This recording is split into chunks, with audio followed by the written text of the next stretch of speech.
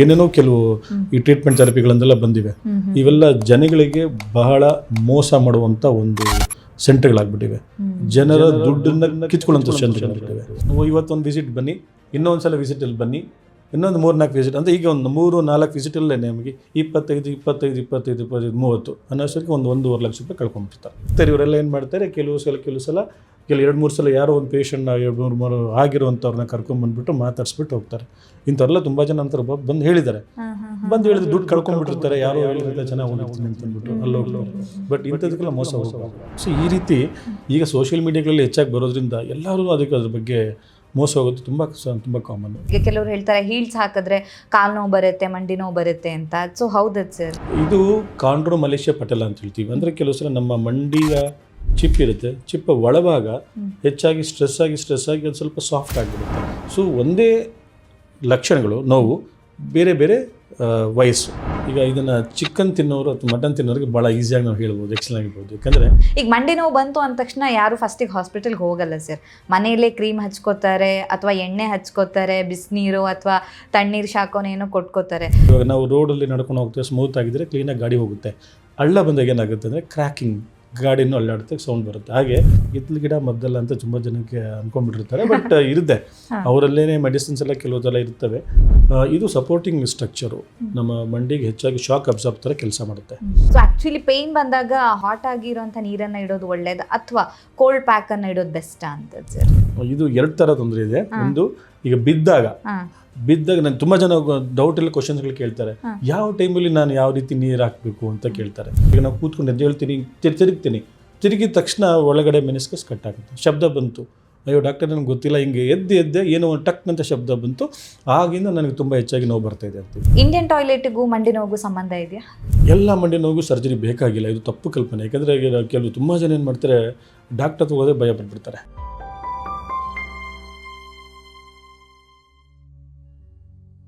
ವಿಜಯ ಕರ್ನಾಟಕ ವೀಕ್ಷಕರಿಗೆ ನಮಸ್ತೆ, ನಾನು ರಕ್ಷಾ ಕೋಟ್ಯಾನ್. ವಯಸ್ಸಾದವರಲ್ಲಿ ಕಾಡುವಂಥ ಒಂದು ಸಾಮಾನ್ಯ ಸಮಸ್ಯೆ ಅಂತ ಹೇಳಿದ್ರೆ ಮಂಡಿ ನೋವು. ಅದರ ಜೊತೆಗೆ ಸಂಧಿವಾತ ಕೂಡ ಇರ್ಬೋದು, ಅಂದರೆ ಆರ್ಥರೈಟಿಸ್ ಸಮಸ್ಯೆ ಕೂಡ ಇರಬಹುದು. ಆದರೆ ಇತ್ತೀಚಿನ ದಿನಗಳಲ್ಲಿ ಮಂಡಿ ನೋವಿಗೆ ವಯಸ್ಸಿನ ಒಂದು ಅಂತರ ಇಲ್ಲ ಅಂತಲೇ ಹೇಳ್ಬೋದು. ಅದಕ್ಕೆ ನಮ್ಮ ಲೈಫ್ ಸ್ಟೈಲ್ ಕೂಡ ಕಾರಣ ಆಗಿರುವಂಥ ಸಾಧ್ಯತೆ ಇರುತ್ತೆ. ಹಾಗಿದ್ರೆ ಈ ಮಂಡಿ ನೋವು ಯಾವ ಕಾರಣಕ್ಕೋಸ್ಕರ ಬರುತ್ತೆ? ಸೊ ಮಂಡಿ ನೋವು ಬಂತು ಅಂದ ತಕ್ಷಣ ತುಂಬ ಜನ ಯೋಚನೆ ಮಾಡ್ತಾರೆ, ಇದಕ್ಕೆ ಸರ್ಜರಿನೇ ಮಾಡಬೇಕಾಗತ್ತೆ, ಹಾಸ್ಪಿಟಲ್ಗೆ ಹೋದರೆ ಸಾಕು ಡಾಕ್ಟರ್ ಸರ್ಜರಿ ಮಾಡಾಕ್ತಾರೆ, ನಂಗೆ ಮುಂದೆ ಪ್ರಾಬ್ಲಮ್ ಆಗುತ್ತೆ ಅಂತ.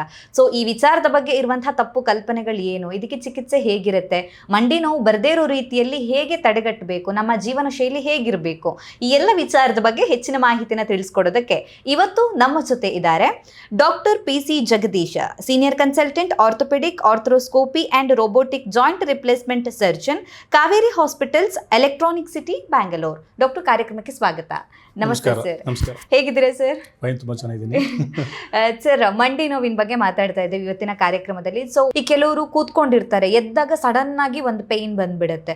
ಸೊ ಅದು ಕೂಡ ಅಂದ್ರೆ ಮಂಡಿ ಜಾಗದಲ್ಲೇ ನೋವು ಬಂದ್ಬಿಡುತ್ತೆ. ಸೊ ಅದನ್ನು ಕೂಡ ನಾವು ಮಂಡಿ ನೋವು ಅಂತಾನೆ ಕನ್ಸಿಡರ್ ಮಾಡೋದಕ್ಕೆ ಆಗತ್ತಾ, ಅಥವಾ ಅದು ಕೂರುವಂಥ ಪೊಸಿಷನ್ ಮೇಲೆ ಡಿಪೆಂಡ್ ಆಗಿರುತ್ತಾ, ಹೇಗೆ ಅಂತ? ಇಲ್ಲ, ಅದು ನಾವು ಈಗ ಕೆಲವು ವಯಸ್ಸಲ್ಲಿ, ಸಣ್ಣ ವಯಸ್ಸಲ್ಲಿ ಬರುವಂಥ ಇದೇ ತೊಂದರೆ ಇರುತ್ತೆ. ನಾವು ಕೂತ್ಕೊಂಡು ಎದ್ದೇಳ್ಬೇಕಾರೆ ಅಥವಾ ಎದ್ದು ಕೂತ್ಕೊಳ್ಬೇಕಾದ್ರೆ, ಮೆಟ್ಲು ಹತ್ತಬೇಕಾರೆ, ಇದು ಕಾಂಡ್ರೋಮಲೇಷಿಯಾ ಪಟಲ ಅಂತ ಹೇಳ್ತೀವಿ. ಅಂದರೆ ಕೆಲವು ಸಲ ನಮ್ಮ ಮಂಡಿಯ ಚಿಪ್ ಇರುತ್ತೆ, ಚಿಪ್ಪ ಒಳಭಾಗ ಹೆಚ್ಚಾಗಿ ಸ್ಟ್ರೆಸ್ ಆಗಿ ಅದು ಸ್ವಲ್ಪ ಸಾಫ್ಟ್ ಆಗಿಬಿಡುತ್ತೆ. ಸೊ ಅದಕ್ಕೆ ಕಾಂಡ್ರೋಮಲೇಷಿಯಾ ಅಂತ ಹೇಳ್ತೀವಿ. ಅಂದರೆ ಕಾಂಡ್ರೋ ಅಂದರೆ ಕಾರ್ಟಿಲೇಜು, ಮಲೇಷಿಯಾ ಅಂದರೆ ಸಾಫ್ಟ್ ಅಂತ. ಸೊ ಇದು ಯಾವಾಗ ಈ ಕಾರ್ಟಿಲೇಜ್ ಸಾಫ್ಟ್ ಆದಾಗ ನಮಗೆ ನೋವು ಬರುವಂಥದ್ದು ಇರುತ್ತೆ. ಇದೇ ಏನಾಗುತ್ತೆ, ವಯಸ್ಸು ಆಗ್ತಾ ರಿಪಿಟೇಷನ್ ಜಾಸ್ತಿ ಆದಾಗ ಕೆಲವು ಉಜ್ಜಕ್ಕೆ ಶುರುವಾಗುತ್ತೆ. ಆಗ ಪಟಲೋಫಿಮರಲ್ ಆರ್ಥರೈಟಿಸ್ ಅಂತ ಹೇಳ್ತೀವಿ. ಸೊ ಒಂದೇ ಲಕ್ಷಣಗಳು, ನೋವು, ಬೇರೆ ಬೇರೆ ವಯಸ್ಸು, ಸೊ ಡಯಾಗ್ನೋಸಿಸ್ ಬೇರೆ ಆಗಿರುತ್ತೆ.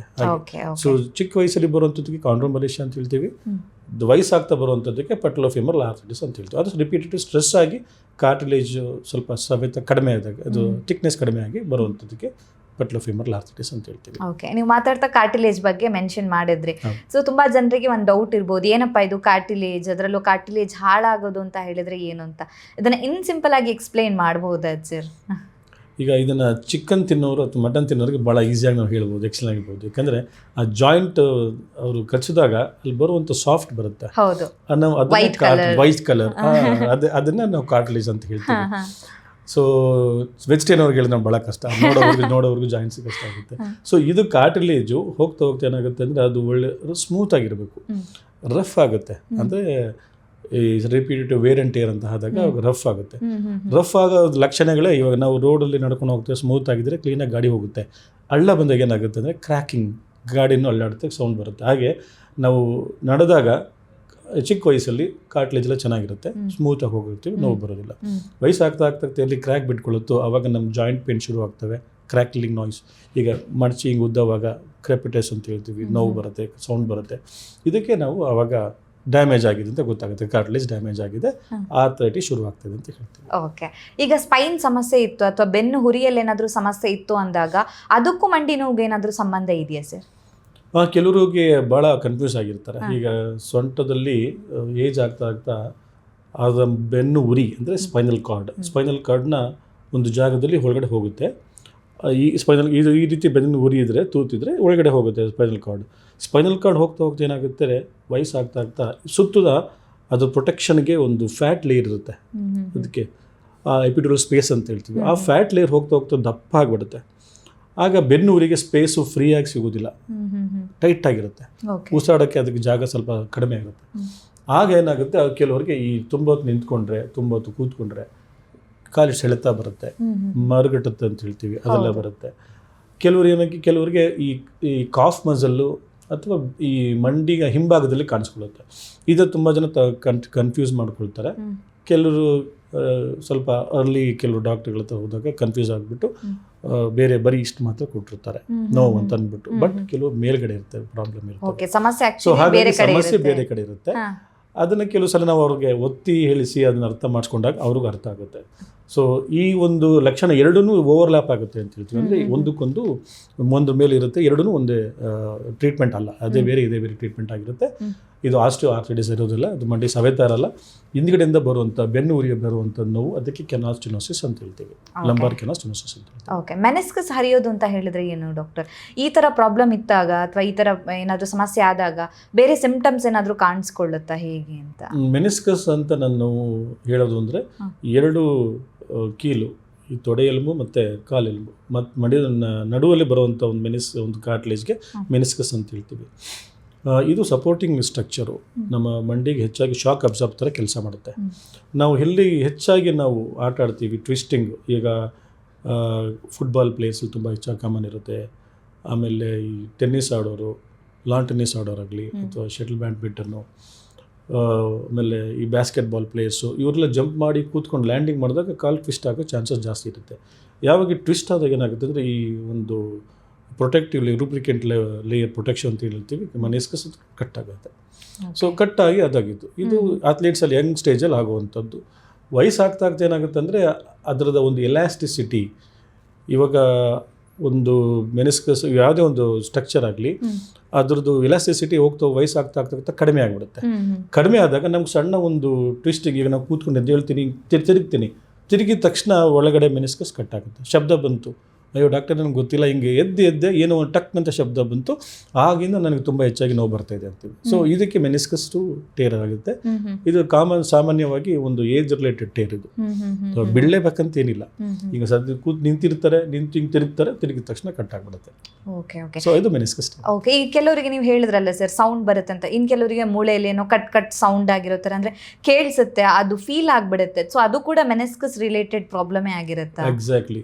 ಕೆಲವರಿಗೆ ನಾವು ಮೆನಿಸ್ಕಸ್ಸು ಒಳಗಡೆನೆ ಹುಡ್ತಾ ಒಂದು ಶೇಪ್ ಬರುತ್ತೆ.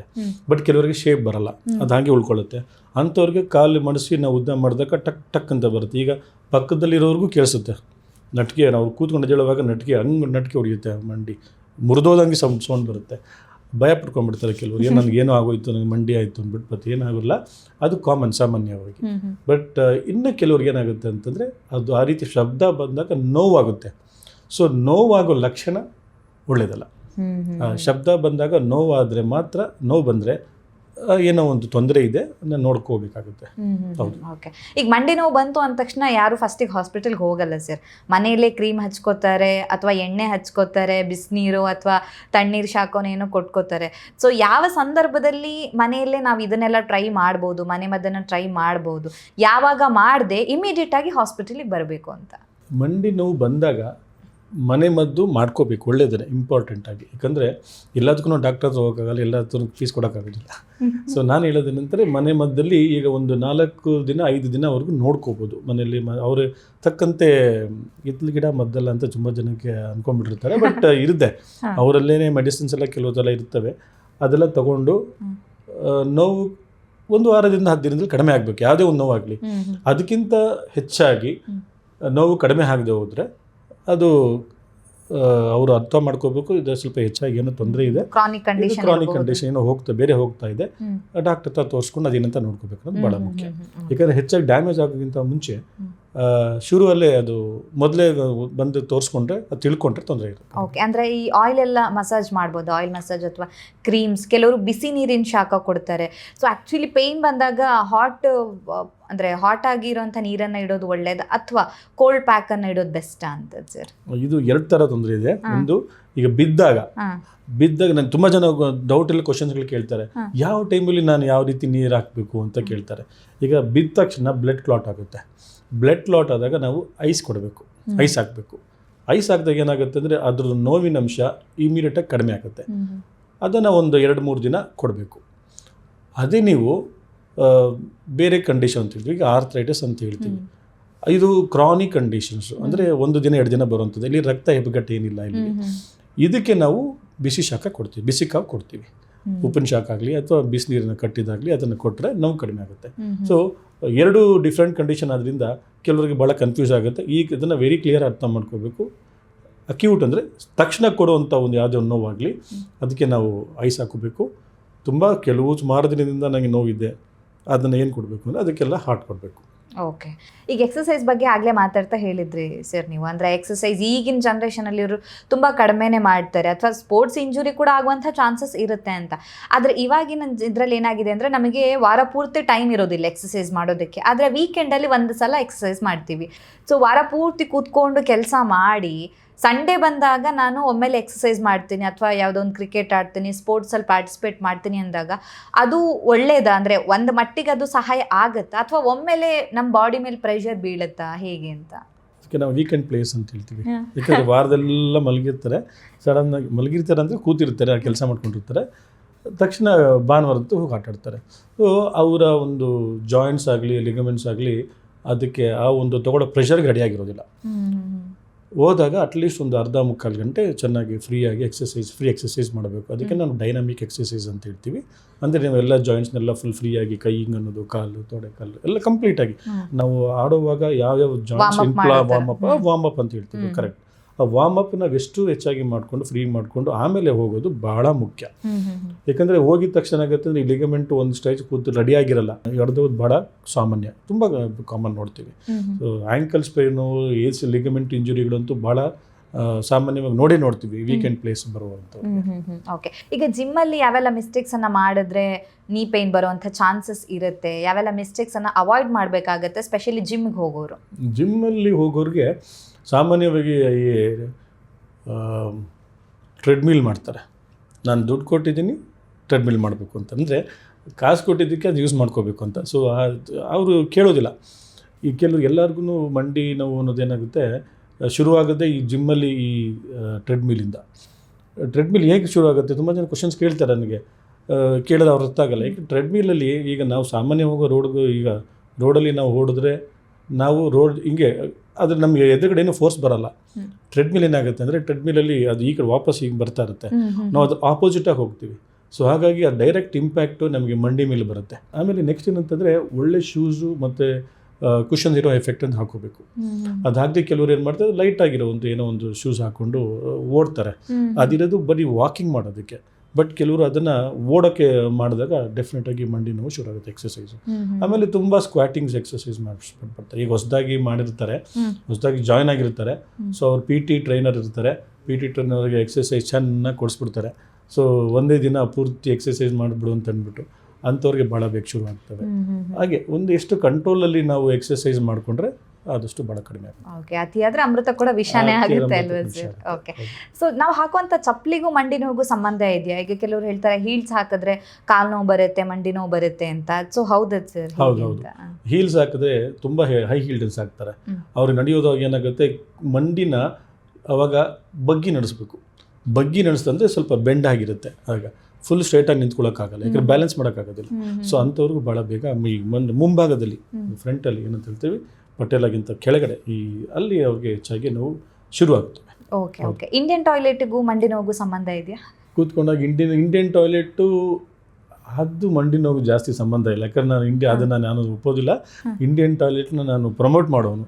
ಸೊ ಹಾಗಾಗಿ ಇಂಡಿಯನ್ ಟಾಯ್ಲೆಟ್ ಮಾಡಿದ ತಕ್ಷಣ ನೋವು ಬರುತ್ತೆ ಅಂತೇನಿಲ್ಲ, ಭಾಳ ಬೇರೆ ಕಾರಣಗಳಿರ್ತವೆ. ಪೂರ ಸ್ವಲ್ಪ ಕಷ್ಟ ಆಗುತ್ತೆ, ಅದಕ್ಕೋಸ್ಕರ ನಾವು ಬೇಕಾದ್ರೆ ಆ ಟೈಮಲ್ಲಿ ನಾವು ವೆಸ್ಟರ್ನ್ ಟಾಯ್ಲೆಟ್ ಯೂಸ್ ಮಾಡ್ಬೋದು.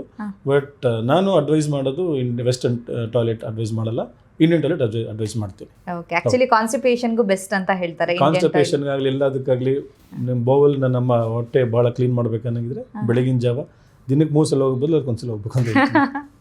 ಓಕೆ ಸರ್, ಇನ್ನು ಟೆಸ್ಟ್ ವಿಚಾರಕ್ಕೆ ಬಂದಾಗ ಈ ಥರ ಮಂಡಿ ನೋವು ಇದೆ ಅಂತ ಪೇಷಂಟ್ಗಳು ನಿಮ್ಮ ಹತ್ರ ಬಂದಾಗ ಯಾವೆಲ್ಲ ಟೆಸ್ಟ್ಗಳನ್ನ ಅಂದರೆ ಅವರಿಗೆ ಸಿವಿಯಾರಿಟಿ ಎಷ್ಟಿದೆ ಅನ್ನೋದನ್ನ ಕನ್ಫರ್ಮ್ ಮಾಡ್ಕೊಳ್ಳೋದಕ್ಕೆ ಮಾಡಿಸ್ತೀರಾ? ಅದಾದಮೇಲೆ ಟ್ರೀಟ್ಮೆಂಟ್ ಹೇಗಿರುತ್ತೆ, ಇದ್ರ ಬಗ್ಗೆ ತಿಳಿಸ್ಕೊಡಿ. ನಾವು ಮೊದಲು ಸಾಮಾನ್ಯವಾಗಿ ಎಕ್ಸಾಮಿನೇಷನ್ ಮಾಡ್ತೀವಿ, ಕ್ಲಿನಿಕಲ್ ಎಕ್ಸಾಮಿನೇಷನ್ ಅಂತ ಹೇಳ್ತೀವಿ. ನಮಗಲ್ಲಿ ಡೌಟ್ ಬಂದಾಗ ಫಸ್ಟ್ ಸಿಂಪಲಾಗಿ ಮಾಡೋದಂದರೆ ಫಸ್ಟ್ ಎಕ್ಸ್ರೇ ಮಾಡ್ತೀವಿ.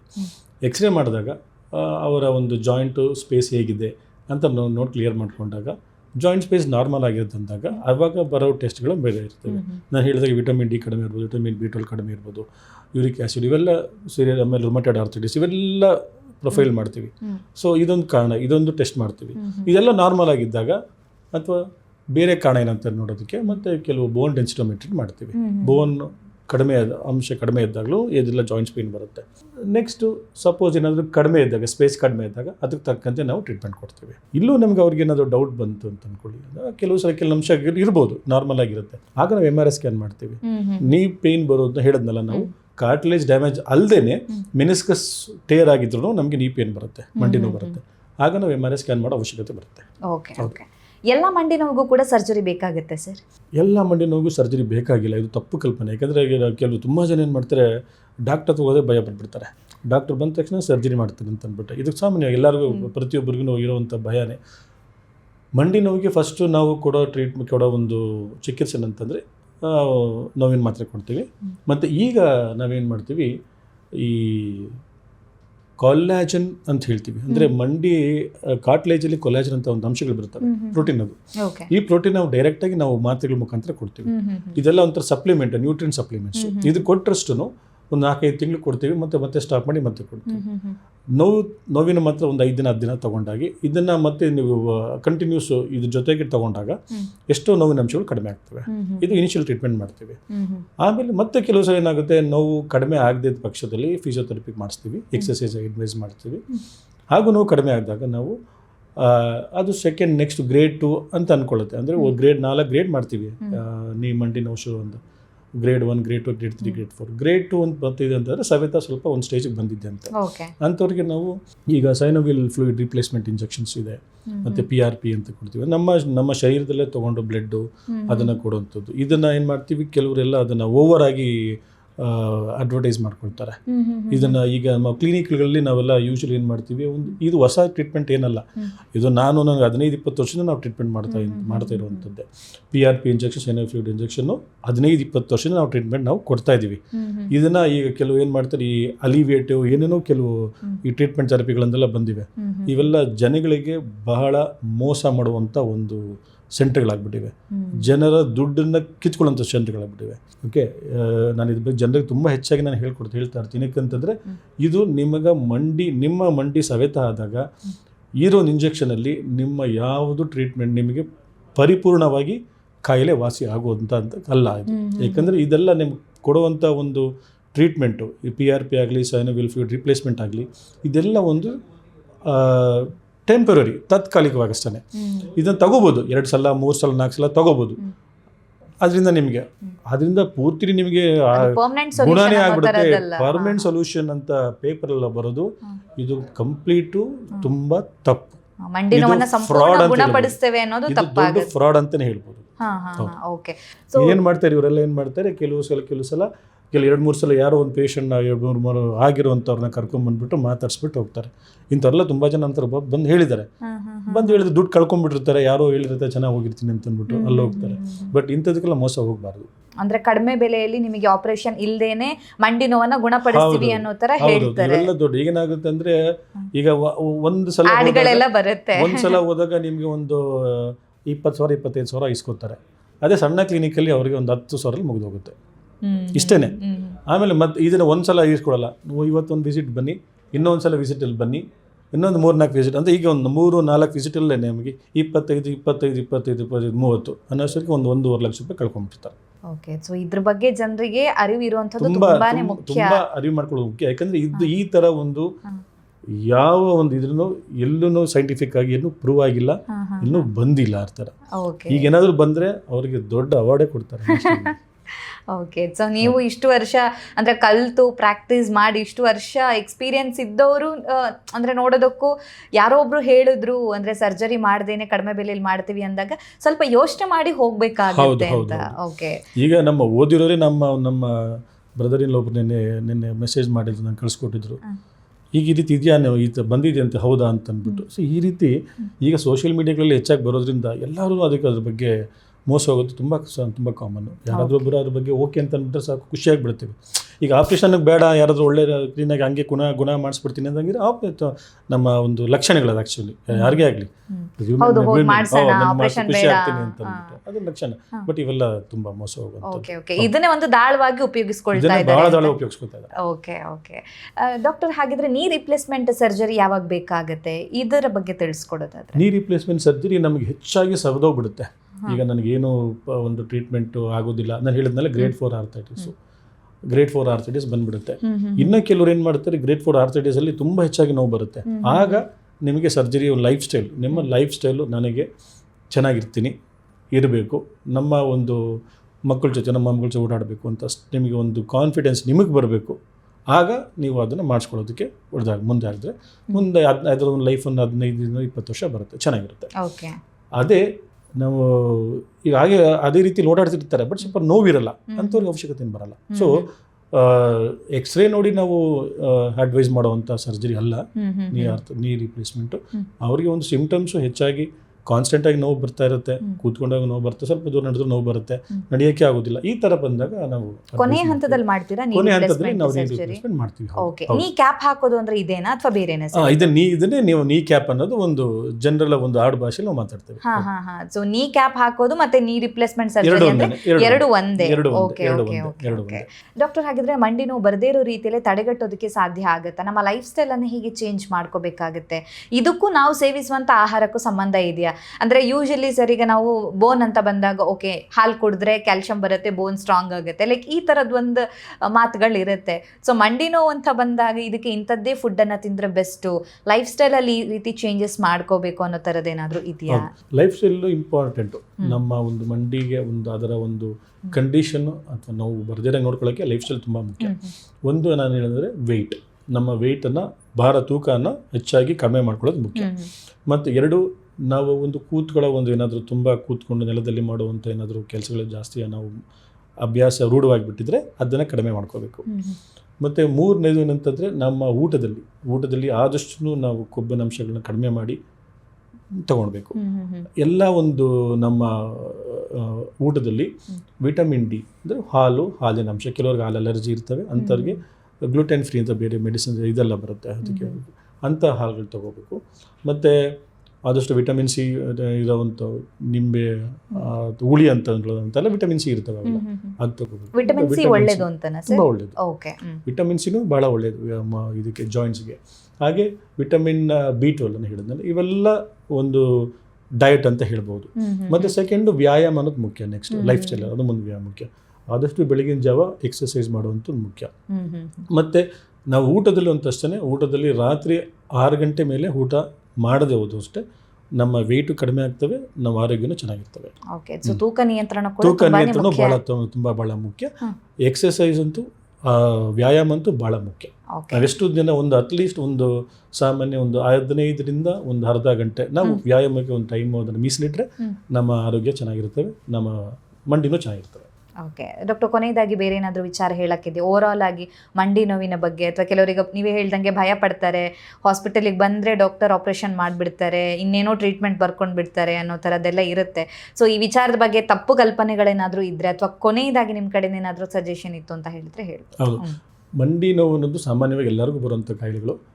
ಅದನ್ನು ನಾವು ಹೆಚ್ಚಾಗಿ ಇಂಥ ವಯಸ್ಸಲ್ಲೇ ಬರಬೇಕು ಆಗ ಅಥವಾ ನನಗೆ ಬಹಳ ಬೇಗ ಬಂತು ಅಂತ ಅನ್ನೋದು ನಾವು ಅನ್ಕೋಬಾರ್ದು. ಅಕಸ್ಮಾತ್ ಬಂದಾಗ ಕಾರಣಗಳನ್ನು ನಾವು ತಿಳ್ಕೊಂಡು ಅದನ್ನು ನಾವು ಆ ಕಾರಣಕ್ಕೆ ತಕ್ಕಂತೆ ನಾವು ಟ್ರೀಟ್ಮೆಂಟ್ ತೊಗೊಂಡ್ರೆ ನಮಗೆ ಮಂಡಿ ನೋವು ಬರೋಲ್ಲ. ನಾನು ಹೇಳಿದಾಗೆ ಯಾವ ರೀತಿ ಬರುತ್ತೆ ಅಂತ ಮೊದಲೇ ಹೇಳಿದೆ, ಇನ್ಫ್ಲಮೇಟ್ರಿ ಅಥವಾ ನಾನ್ ಇನ್ಫ್ಲಮೇಟ್ರಿ, ಏಜಿಂಗ್ ರಿಲೇಟೆಡ್ ಅಂತ ಹೇಳಿದೆ. ಇದಕ್ಕೆ ನಾವು ಕರೆಕ್ಟಾಗಿ ತೋಡ್ಕೊಂಡು ಮಾತ್ರೆಗಳು ತೊಗೋಬೇಕು. ಎಲ್ಲರಿಗೂ ಸರ್ಜರಿ ಮಾಡೋವಂಥ ಮಂಡಿ ನೋವಲ್ಲ. ಎಷ್ಟೋ ಸಲ ಕೆಲವು ಸಿಂಪಲ್ಲಾಗಿ ನಾವು ಮಾಡ್ತೀವಿ. ಹೌದು, ಕೆಲವು ಸಲ ತುಂಬ ಜಾಸ್ತಿ ಆಗದೆ ಇರೋದಕ್ಕೆ ಕೆಲವು ಸಲ ಪ್ರಿವೆಂಟಿವ್ ಆಗಿ ನಾವು ಕೆಲವು ಸಲ ಮಾಡ್ಕೋಬೇಕಾಗುತ್ತೆ. ಈಗ ನಾನು ಹೇಳಿದಾಗೆ ಮೆನಿಸ್ಕಸ್ ಅಂತಂದರೆ ಅಥವಾ ಕಾರ್ಟಿಲೇಜ್ ಡ್ಯಾಮೇಜ್ ಆದಂಗೆ ಅದಕ್ಕೆ ಕೆಲವು ಸರ್ಜರೀಸ್ ಇರುತ್ತೆ, ಕೀಹೋಲ್ ಸರ್ಜರಿ ಅಂತ ಸಿಂಪಲ್ ಆಗಿರ್ತವೆ. ಅವೆಲ್ಲ ಮಾಡಿಕೊಂಡ್ರೆ ಡಬಲ್ ಆಗದಿರೋಂಗೆ ನೋಡ್ಕೋಬೋದು. ಇನ್ನು ಕೊನೆ ಸ್ಟೇಜಲ್ಲಿ ನಮಗೆ ಮಂಡಿ ಏನು ಕೆಲಸ ಮಾಡ್ತಾ ಇಲ್ಲ, ತುಂಬ ನೋವು ಅಂತ ಬಂದಾಗ ಮಾತ್ರ ನಾವು ಆಪ್ರೇಷನ್ ಮಾಡ್ತೀವಿ. ಆಪ್ರೇಷನ್ ಈಗ ಭಾಳ ಸೇಫ್ ಆಗಿದೆ. ಅದಕ್ಕೆ ಅಂತಲೇ ತಕ್ಕಂತೆ ನಾವು ಭಾಳ ಈಗ ಮೊದಲು ಮಾಡ್ತಿದ್ದಂಗೆಲ್ಲ ಈಗೆಲ್ಲ ಭಾಳ ಟೆಕ್ನಿಕಲು ತುಂಬ ಭಾಳ ಇಂಪ್ರೂವ್ ಆಗಿದೆ. ಅದ್ರ ಲೈಫ್ ಸ್ಟೈಲ್, ಅದರ ಒಂದು ಲೈಫ್ ಸ್ಪ್ಯಾನು ಭಾಳ ಚೆನ್ನಾಗಿ ಇಂಪ್ರೂವ್ ಆಗಿದೆ. 15-25 ವರ್ಷ ನಮಗೆ ಬಾಳಿಕೆ ಬರುತ್ತೆ, ನೋವು ಭಾಳ ಬೇಗ ಕಡಿಮೆ ಆಗುತ್ತೆ. ಹಾಗಾಗಿ ಅದನ್ನು ಭಯ ಪಡ್ಕೊಳ್ಳದೆ ಧೈರ್ಯವಾಗಿ ಕೆಲವರು ಮಾಡಿಸ್ಕೊಳ್ಳೋ ಒಂದು ಸ್ಟೇಜ್ ಬಂದಾಗ ಮಾಡಿಸ್ಕೊಂಡು ಅಟ್ಲೀಸ್ಟ್ ಲೈಫ್ ಸ್ಟೈಲ್ ಇಂಪ್ರೂವ್ ಮಾಡ್ಕೋಬೋದು. ಮಂಡಿ ನೋವಿದ್ರೆ ನಡಿಬಾರ್ದು ಸರ್, ಜಾಸ್ತಿ ನಡಿಬಾರ್ದು, ರೆಸ್ಟ್ ತಗೋಬೇಕು ಅಂತೆಲ್ಲ ಹೇಳೋದು.